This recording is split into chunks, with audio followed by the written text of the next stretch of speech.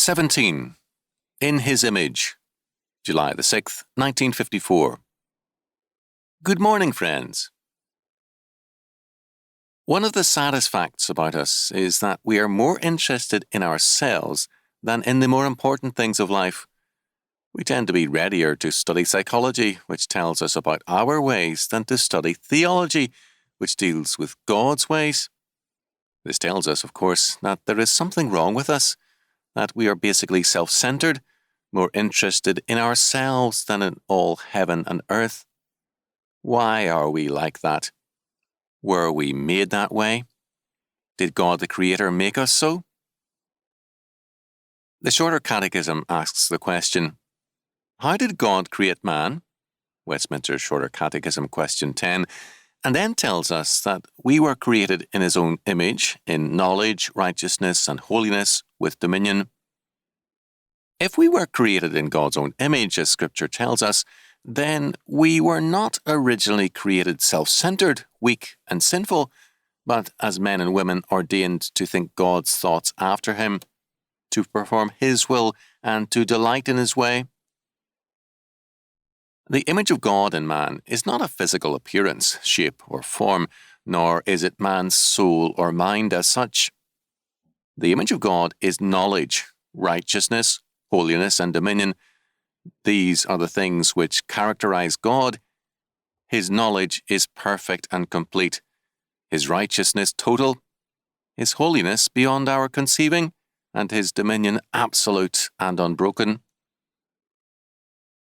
We were created by God to exercise the functions of His image under His word and purpose, but man rebelled against God and tried to set up shop on his own. His slogan was, "Every man his own God," which was a total submission to the temptation, "You will be like God," Genesis 3:5 NIV. Now, this is the reason why all of us are by nature self-centered, why we are more interested in ourselves than in the rest of the world, and why we enjoy talking more about ourselves than about God. Some people are ready to tell you all about their dreams, their hourly aches and pains, Junior's precious ways, their troubles with the monthly payments, and so on and on. But ask them about their faith in God, and they'll resent the question. After all, they'll tell you, "My religion is my own private business." Well, it doesn't make sense to me. As far as I can see, our aches and pains, dreams and payments are all very private affairs, and yet we spend quite a bit of time making them public every day. On the other hand, God is a very truly important public matter, the only truly important one and the basic one. Individually and collectively, we stand or fall in terms of Him. Then, why do we make ourselves a public matter and of God a private affair? Is it not because we rate ourselves as more important and unconsciously and instinctively see ourselves as God? We feel that the world should hear and know of the details of our life because life would not be full or complete without that proclamation. This is how we function in our capacity as little gods.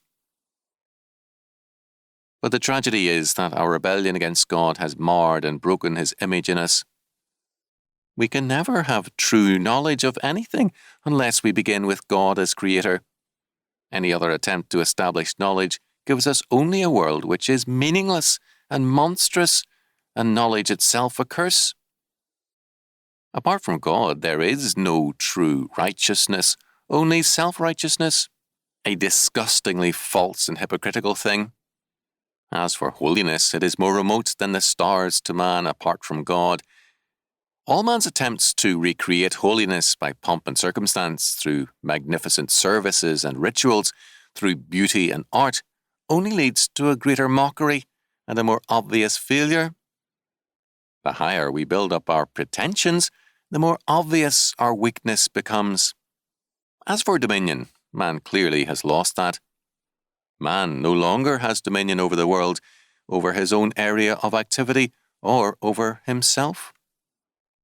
Self-control is a major public and private problem. It is a mental problem as well, and men, having lost control over their lives, find it hard to retain a hold on sanity and readily surrender to a helpless withdrawal from this world that will not submit to them. Thus, the image of God in man is clearly broken, obviously shattered. Man is unable to be that which he was intended to be, but God does not leave us helpless this way. He comes to us in Christ to recreate a fallen humanity. By faith in Christ, we are regenerated in the image of God, and this recreation is made perfect in the world to come. Paul reminds us of the nature and privilege of our regeneration in the image of God, saying, "Put on the new man, which is renewed in knowledge after the image of him that created him." Colossians 3:10. Put on the new man, which after God is created in righteousness and true holiness. Ephesians 4:24. Do ye not know that the saints shall judge, or rule, or have dominion over the world? 1 Corinthians 6:2.